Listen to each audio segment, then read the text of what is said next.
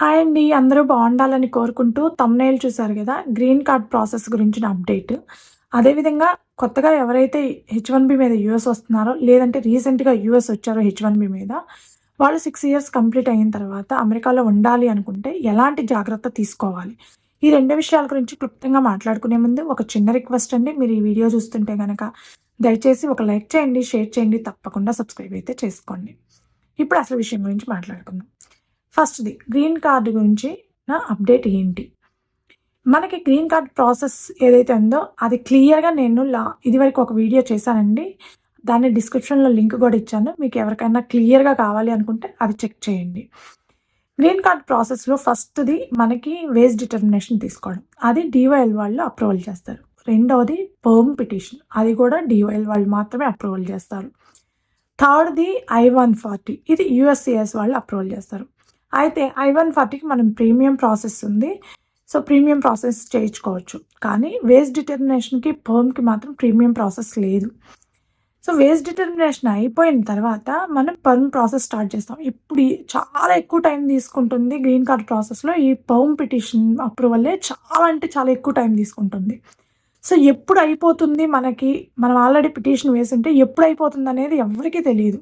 ఎన్ని నెలలు పడుతుందనేది కూడా ఎవరికీ తెలీదు. అంటే ఉరామరిగ్గా ఇంతని చెప్తున్నారు గానీ, ఎప్పుడైపోతుందని ఎవరికీ తెలీదు. సో, ఎవ్రీ మంతో లేకపోతే ఎప్పుడు గుర్తొస్తే అప్పుడో చెక్ చేసుకుంటూ ఉంటారు. ఏమన్నా అప్డేట్ ఉందా? మనదేదన్నా అప్రూవల్ అయిందా లేదా అని. అలా కాకుండా డీవైఎల్ వాళ్ళు రీసెంట్‌గా ఒక షెడ్యూల్ అయితే ఫిక్స్ చేయడం జరిగిందండి పర్మ్ ప్రాసెస్ గురించి.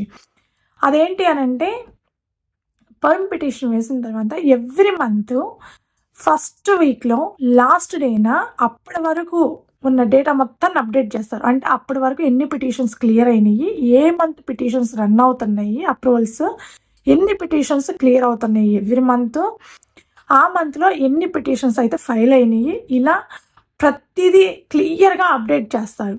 అది ఎవ్రీ మంత్ ఫస్ట్ వీక్‌లో లాస్ట్ డేన అప్డేట్ చేయడం జరుగుతుంది. సో, మనం ఎవరైనా పిటిషన్ వేసుంటే గనక, మనం ఎప్పుడు పడితే అప్పుడు ఎలాగా అని చెక్ చేసుకోకుండా ఎవ్రీ మంత్ ఫస్ట్ వీక్‌లో లాస్ట్ డేన చెక్ చేసుకుంటే సరిపోతుందనమాట. సో, మనది పర్మ్ అప్రూవల్ అయ్యిందా లేదా అనేది తెలుస్తుంది. ఎందుకు అనంటే దీనికి ఒక చిన్న ఎగ్జాంపుల్ చెప్తానండి. ఇప్పుడు ప్రెజెంట్ పర్మ్ అప్లికేషన్‌ను క్లియర్ అవ్వడానికి చాలా అంటే చాలా టైం పడుతుంది. ఇది 2025 ఫెబ్. కానీ ఇప్పుడు పర్మ్ పిటిషన్స్ క్లియర్ అవుతుంది 2023 నాటివి. చూడండి ఎంత టైం తీసుకుంటుందో. సో, దాని గురించి మనం టెన్షన్ పడకుండా ఎవ్రీ మంత్ ఒక డేని ఫిక్స్ అయ్యింది. కాబట్టి ఆ డేన ఎళ్లి చెక్ చేసుకుంటే మనది పిటిషన్ అప్రూవల్ క్లియర్ అయిందా లేదా అనేది తెలిసిపోతుంది.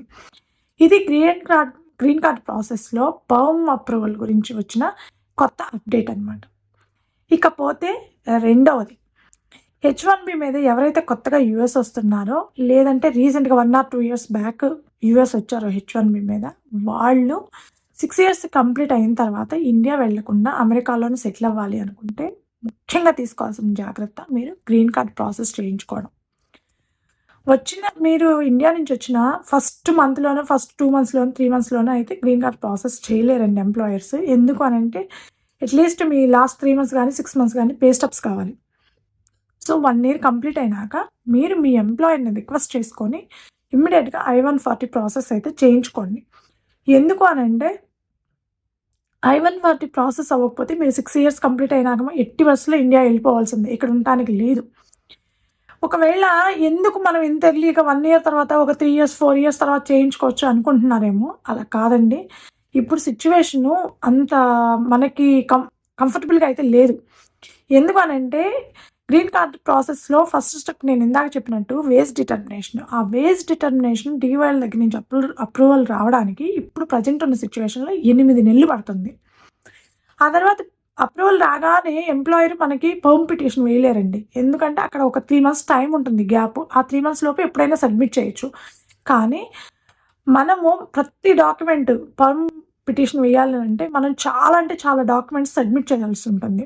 అవి మనం క్లియర్‌గా చెక్ చేసుకొని ఎంప్లాయీకి సబ్మిట్ చేయాలి. ఎంప్లాయర్ మళ్ళీ అటార్నీకి సబ్మిట్ చేస్తారు. అలా అటార్నీకి సబ్మిట్ చేసిన తర్వాత అటార్నీ కూడా మొత్తం ప్రతి document each and everything names కాడి నుంచి ప్రతి ఒక్కటి చెక్ చేస్తారు. ఒకవేళ వాళ్ళకి ఏదైనా డౌట్స్ ఉంటే మళ్ళీ మనల్ని అడుగుతారు. మళ్ళీ మనం డాక్యుమెంట్‌ని మళ్ళీ పంపించాల్సొస్తుంది. సో, ఇలా కొంత టైం తీసుకుంటుంది. ఒక 2 మంత్స్, 1 ½ మంత్, 2 మంత్స్ టైం తీసుకుంటారు. తీసుకొని మొత్తం చెక్ చేసి, ఎందుకంటే మళ్ళీ ఆర్ఎఫ్‌ఈస్ పడకూడదు. ఆర్ఎఫ్‌ఈస్ పెడితే మళ్ళీ ఇంకా చాలా టైం పడుతుంది. అందుకని చెప్పి స్లోగా అన్నీ చెక్ చేసి పర్మ్ పిటిషన్ వేయడం అవుతుంది.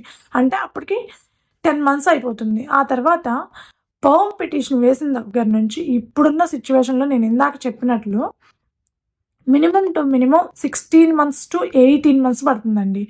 అదే చిన్న ఎగ్జాంపుల్ ఏంటంటే, ఇప్పుడు ప్రెజెంట్ 2025 ఫెబ్‌కి క్లియర్ అవుతున్న అప్లికేషన్స్ ఎప్పుడు వేసినాయో తెలుసా అండి? అక్టోబర్ 2023లో వేసినవి. చూడండి ఎంత టైం అయిపోతుందో. 16 మంత్స్, 18 మంత్స్ పడుతుంది. పర్మ్ అప్రూవల్ అవ్వాలి అనంటే 18 మంత్స్ టైం పడుతుంది. 18 మంత్స్ అంటే చూడండి, అదొక 10 మంత్స్, ఇదొక 18 మంత్స్, టోటల్ 28 మంత్స్. మళ్ళీ ఇక్కడ పర్మ్ అప్రూవల్ అయిన తర్వాత ఇమ్మీడియేట్‌గా మళ్ళీ I-140కి ఫైల్ చేయలేరు. దానికి ఒక 6 మంత్స్ టైం ఉంటుంది ఎంప్లాయర్‌కి. ఆ 6 మంత్స్ లోపు ఎప్పుడైనా ఎయొచ్చు. 6 మంత్స్ లోపు మన డాక్యుమెంట్స్ అన్నీ కలెక్ట్ చేసుకొని, అన్నీ చెక్ చేసుకొని, సేమ్ అటార్నీ దగ్గర నుంచి మళ్ళీ చెక్ చేసుకొని, మళ్ళీ అవి ఆన్‌లైన్‌లో అప్‌లోడ్ చేయాలి వాళ్ళు అటార్నీస్. సో, ఇదంతా టైం. ఒకవేళ ప్రీమియం ప్రాసెస్ అయితే ప్రీమియం ప్రాసెస్ కాకపోతే 6 మంత్స్ పడుతుంది మళ్ళీ. వీళ్ళు ఎంప్లాయర్ పిటిషన్ వేయడానికి I-140 ఫైల్ చేయడానికి గూడా అట్‌లీస్ట్ 2 మంత్స్, 3 మంత్స్ టైం తీసుకున్నారనుకోండి, అప్పుడు 30 మంత్స్ దాటుతుంది. మనకి ప్రీమియం ప్రాసెస్ అయితే ఇప్పుడున్న ప్రెజెంట్ సిట్యుయేషన్‌లో 45 డేస్ పడుతుంది. లేదు నార్మల్ ప్రాసెస్ అయితే మళ్ళీ 6 మంత్స్. చూడండి ఆల్మోస్ట్ 3 ఇయర్స్ అవుతుంది. సో, ఎవరైనా సరే సేఫ్ సైడ్ ఉండాలి అనంటే H-1B వాళ్ళు మీరు 1 ఇయర్ మీ ఎంప్లాయర్ దగ్గర 1 ఇయర్ కంప్లీట్ అవ్వంగానే వాళ్ళని రిక్వెస్ట్ చేసుకొని గ్రీన్ కార్డ్ ప్రాసెస్ అయితే స్టార్ట్ చేయండి. I-140 ప్రాసెస్ అయితే ఫినిష్ చేసుకోండి. అలా చేసుకుంటే ఒక 4½ ఇయర్స్‌లో మీకు మొత్తం క్లియర్ అయిపోతుంది. సేఫ్ సైడ్ ఉంటారు. అలా కాకపోతే ఒకవేళ మీకు ఆర్ఎఫ్ఈస్ పడ్డా, పర్మ్‌లో గానీ, I-140లో గానీ ఆర్ఎఫ్ఈస్ పడ్డా, లేదంటే పర్మ్ ఆడిట్ జరిగినా చాలా టైం పడుతుంది. 1 ఇయర్ పడుతుందా, అది 1 ½ ఇయర్ పడుతుందో కూడా ఎవరికీ తెలీదు. చాలా అంటే చాలా టైం తీసుకుంటారు. అప్పుడు ఆల్మోస్ట్ 5 ఇయర్స్ అయిపోతుంది. 5 ఇయర్స్ అయిపోతే ఇంక మీకు టైం ఎక్కడుందండి? అది క్లియర్ అవ్వలేదనుకోండి, మీరు ఇండియాకెళ్ళిపోవాలి. లేదంటే మాది పర్మ్ పిటిషన్ వేసున్నాము, మాది ఇంకా అప్రూవల్ రాలేదు, దానికోసం వెయిట్ చేస్తున్నామని చెప్పి మళ్ళీ అటార్నీ దగ్గరికెళ్ళి అటార్నీకి ఫీజు కట్టి మళ్ళీ వెయిట్ చేయాలి. ఒక 1 ఇయర్ ఎక్స్టెండ్ చేసుకోవాలి వీసాని. సో, ఇదంతా తలనొప్పి ప్రాసెస్. అలా కాకుండా సేఫ్ సైడ్ ఉండాలి. మనం ఇక్కడ కొన్నాళ్ళు ఏదో ఒక రూపాయి సంపాదించుకోవడానికి ఇంకో కొంచెం టైం తీసుకోవడం, లేదంటే సెటిల్ అవ్వడానికి ప్లానింగ్ చేసుకోవాలి అనంటే ముందైతే I-140 ప్రాసెస్ అనేది మీరు కంప్లీట్ చేసుకోవాలి మీ ఎంప్లాయర్ దగ్గర నుంచి. సో, ఇదండి గ్రీన్ కార్డ్ ప్రాసెస్ గురించిన కొత్త అప్డేటు. అదేవిధంగా H-1B వాళ్ళు తీసుకోవాల్సిన జాగ్రత్త ఒకవేళ ఇక్కడ సెటిల్ అవ్వాలి అనుకుంటే గనక. ఎవరైనా సరే పర్మ్ పిటిషన్ వేసుంటే గనక మీరు ఎవ్రీ మంత్ ఫస్ట్ వీక్‌లో లాస్ట్ డేని చెక్ చేసుకుంటే సరిపోతుందండి. అంతేగాని ఎప్పుడు పడితే అప్పుడు చెక్ చేసుకోవాల్సిన అవసరం అయితే అస్సలు లేదు. ఇది DYL వాళ్ళు రీసెంట్‌గా ఇచ్చిన అప్డేట్ అనమాట. ఈ వీడియో మీకు నచ్చుంటే గనక దయచేసి ఒక లైక్ చేయండి, షేర్ చేయండి, తప్పకుండా సబ్స్క్రైబ్ అయితే చేసుకోండి. Thank you.